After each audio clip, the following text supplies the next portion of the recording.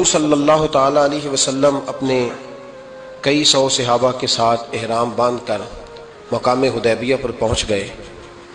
سفیر اس کو بنایا جاتا تھا جو بڑا سمجھدار اور زیرک آدمی ہوتا تھا۔ نبی پاک صلی اللہ علیہ وسلم نے اس موقع پر جس کو اپنا سفیر بنا کے بھیجا وہ حضرت سیدنا عثمان غنی رضی اللہ تعالیٰ عنہ۔ حضور نے انہیں سفیر بنا کر کے مکہ مکرمہ میں بھیج دیا اور دو ٹارگٹ دیے اپنے سفیر کو، دو باتیں فرمائیں۔ فرمائے ایک تو جا کے مکے والوں کو بتاؤ کہ ہم جنگ کرنے نہیں آئے، اللہ کے گھر کا دیدار کرنے آئے، اور بڑے پرامن طریقے سے ہم طواف کریں گے، سعی کریں گے، عمرہ کریں گے، لوٹ جائیں گے۔ یہ ہمارا واحد ایجنڈا ہے، اس کے علاوہ کوئی پروگرام نہیں ہے۔ اور دوسرا انہیں یہ بتاؤ ان لوگوں کو جو ایک زمانے سے مکہ مکرمہ میں کفار مکہ کے ظلم سہ رہے ہیں، ہمارے وہ غلام جو یہاں بڑی تکلیف میں ہیں، ان کو یہ خبر دے دو، عثمان انہیں میرا پیغام دے دینا کہ اب تمہاری مشکلات کے دن تھوڑے رہ گئے، اب بڑی جلدی اللہ تبارک و تعالی دین اسلام کو فتح عطا فرما دے گا۔ حضرت عثمان غنی تشریف لے گئے۔ جب حضرت عثمان غنی وہاں پہنچے تو کفار نے آپ کو روک لیا۔ انہوں نے کہا کہ آپ رکیے، دیر ہو گئی۔ ادھر ابو سفیان نے حضرت عثمان غنی رضی اللہ تعالیٰ عنہ کو یہ کہا کہ ہم نبی پاک صلی اللہ علیہ وسلم کو اور ان کے صحابہ کو عمرہ نہیں کرنے دیں گے، آپ اگر چاہیں تو وہ سامنے بیت اللہ شریف ہے، طواف کریں، آب زمزم پئیں، حجر اسود پہ جائیں، مقام ابراہیم پہ جائیں، صفا مروہ کریں، آپ چاہیں تو کر لیں۔ تو حضرت عثمان غنی رضی اللہ تعالیٰ عنہ فرمانے لگے میں تڑپ رہا ہوں کعبے کے طواف کے لیے، لیکن میں بیت اللہ کا طواف اسی وقت کروں گا جب آگے آگے مجھے میرے مصطفیٰ کریم نظر آئیں گے صلی اللہ تعالی علیہ وسلم۔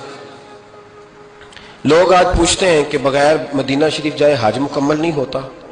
میں نے کہا مدینہ شریف کے بغیر حج ہو جاتا ہے، پر مدینے والے کے بغیر نہیں ہوتا، اس لیے کہ حضور نے فرمایا صحیح مسلم میں خذوا عنی مناسککم، حج کے طریقے مجھ سے سیکھو۔ اللہ نے تو کہہ دیا حج کرو، تفصیل تو بتائی نہیں، تو اب آپ کو حضور سے سیکھنا پڑے گا۔ مدینے کے بغیر تو شاید حج ہو جائے، پر مدینے والے کے بغیر حج نہیں ہوتا۔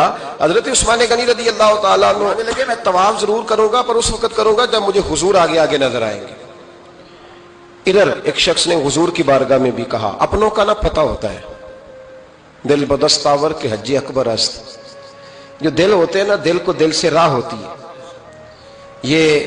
یہ کئی دفعہ جسم علیحدہ علیحدہ ہوتے ہیں پر یہ اکٹھے دھڑک رہے ہوتے ہیں، تو دل کو راہ ہوتی ہے۔ عرض کی یا رسول اللہ صلی اللہ علیہ وسلم عثمان غنی تو طواف کر رہے ہوں گے، صفا مروہ میں ہوں گے، بڑی موج ہوگی، آب زمزم کھول کے پی رہے ہوں گے۔ حضور نے سامنے والے کا چہرہ غور سے دیکھا، فرمایا عثمان کو تم زیادہ جانتے ہو کہ میں زیادہ جانتا ہوں؟ یا رسول اللہ آپ ہی زیادہ جانتے ہیں۔ فرمایا پھر فکر نہ کرو، عثمان میرے بغیر طواف نہیں کرے گا۔ بات ختم ہو گئی، میرے بغیر عثمان طواف نہیں کرے گا، ختم ہو۔ اب کسی نے افواہ پھیلا دی کہ حضرت عثمان غنی کو شہید کر دیا گیا۔ نبی پاک علیہ السلام تک بھی خبر آئی، حضور جانتے تھے۔ ہمارا دل نہیں کرتا کوئی انتشاری بات کرنے کو، لیکن جب لوگ کرتے ہیں تو پھر دل کو تکلیف ہوتی ہے۔ اب یہاں سب نے لکھا ہے کہ نبی پاک صلی اللہ علیہ وسلم کو خبر ملی، حضور پریشان ہوئے، صحابہ کو مشورے کے لیے بھی بلایا، بیعت رضوان بھی ہوئی۔ اگر علم غیب ہوتا، یہ سارا کچھ نہ ہوتا۔ اور میں نے کہا خدا کے بندے، اگر حضور اپنا علم غیب اس وقت ظاہر کرتے تو حضرت عثمان کے لیے قرآن کی آیتیں نہ نازل ہوتی، اس بیعت کے تذکرے نہ ہوتے۔ ہر بات پہ لوگ معاذ اللہ تعالیٰ۔ اب دیکھیے نا، یہاں یہ جملہ چھوڑنے کی کیا ضرورت ہے؟ تم قوم کو کیا دے رہے ہو؟ لوگوں کو کیا بتا رہے ہو کہ نبی پاک علیہ السلام اندھیرے میں بیٹھ کے فیصلے کر رہے تھے؟ کیا بتا رہے؟ آج انٹیلیجنس کی رپورٹس بتا دیتی ہیں کہ وہ فلاں کس طرح کا ماحول ہے اور آپ نے کس طرح کرنا ہے، تو تمہیں اپنی خفیہ ایجنسیوں کے مطابق تم فیصلہ کرو تو کہتے ہو ہم بھئی اندھیرے میں فیصلہ نہیں کر رہے، ہمیں رپورٹ ہے تو فیصلہ کر رہے ہیں۔ اور نبی پاک علیہ السلام کے بارے میں تم لوگوں کو یہ بتا رہے ہو کہ حضور اندھیرے میں فیصلہ کر دیتے تھے، پتہ ہی نہیں تھا۔ کس طرح کی بات کرتے ہو؟ میرے محبوب پاک علیہ الصلوۃ والسلام فرماتے ہیں کہ اللہ تبارک و تعالیٰ نے مجھے اس طرح کا علم عطا فرمایا ہے کہ جو تمہارے ذہن میں ہو مجھ سے پوچھو، میں فوراً تمہیں جواب دوں گا۔ لیکن لوگ اڑ گئے ہیں، کیا کیا جائے؟ اور عجیب فلسفہ ہے، یہاں بھی گرا لگا دی، پتہ ہوتا تو یہ سارا، اور میں نے کہا خدا کے بندے اگر یہ سارا کچھ نہ ہوتا تو پھر یہ آیتیں کیسے نازل ہوتی؟ پھر صبح قیامت تک حضرت عثمان غنی کی عظمتوں کا کیسے پتہ چلتا؟ جب خبر ملی نا کہ حضرت عثمان غنی کو شہید کر دیا گیا تو حضور نے صحابہ کو بلایا، فرمایا آؤ میری بیعت کرو، حالانکہ بیعت پہلے ہو چکی، آؤ دوبارہ بیعت کرو۔ یا رسول اللہ کس چیز کی بیعت کرنی ہے؟ تو نبی پاک نے فرمایا میرے ہاتھ پہ بیعت کرو کہ ہم عثمان غنی کے خون کا بدلہ لیے بغیر یہاں سے جائیں گے نہیں، ہم عثمان کے خون کا بدلہ لیے بغیر یہاں سے جائیں گے۔ اور حوالہ کسی نے دیکھنا علامہ اسماعیل حقی کا تو میں دکھاؤں گا، جس شخص نے دوڑ کر سب سے پہلے نبی پاک کی بیعت کی وہ مولا علی شیر خدا تھے، کہ یا رسول اللہ جانے نہیں عثمان کا خون کا بدلہ لیے بغیر، سب سے پہلے شیر خدا آگے بڑھے۔ آج لوگ انہی لوگوں میں اختلاف دکھانے کی کوشش کرتے ہیں، صحیح لا حاصل کرتے ہیں، سب سے پہلے دوڑ کر حضرت شیر خدا آگے بڑھے کہ حضور میں بیعت کرتا ہوں۔ نبی پاک نے صحابہ کے ہاتھوں میں بیعت ہو رہی ہے۔ یہ وہ والا واقعہ نہیں جو اس چوک میں پیش آیا تھا، یہ وہ والا واقعہ نہیں جو میرے ساتھ ہوا تھا تو میں آپ کو سنا رہا ہوں، یہ وہ والا واقعہ ہے جو رب کو اتنا پسند آیا کہ اللہ نے قرآن پاک میں بیان فرما دیا ہے۔ اس کی اہمیت کا اندازہ لگائے کہ رب کریم کو اتنا محبوب ہے یہ انداز کہ قرآن میں بیان کیا۔ ایک درخت تھا، کانٹوں والا درخت، اس کو شارحین نے لکھا ہے، کچھ لوگ کہتے ہیں بیری کا درخت تھا۔ نبی پاک درخت کے نیچے بیٹھ گئے، فرمایا بیعت کرو سارے۔ کن کے لیے بیعت ہو رہی ہے؟ حضرت عثمان غنی کے لیے۔ ایک بیعت دین کے لیے ہوئی، قرآن کے لیے ہوئی، حدیث کے لیے ہوئی، اللہ کی توحید کے لیے، اور آج نئے سرے سے بیعت ہو رہی ہے، کس کے لیے؟ بول کے بتائیے۔ حضرت سیدنا عثمان غنی رضی اللہ تعالیٰ عنہ، اس شخص کی عظمت کا کوئی اندازہ کر سکتا ہے جن کے لیے نبی پاک نے خاص کر کے تخصیص کر کے ایز اے اسپیشل بیعت لی؟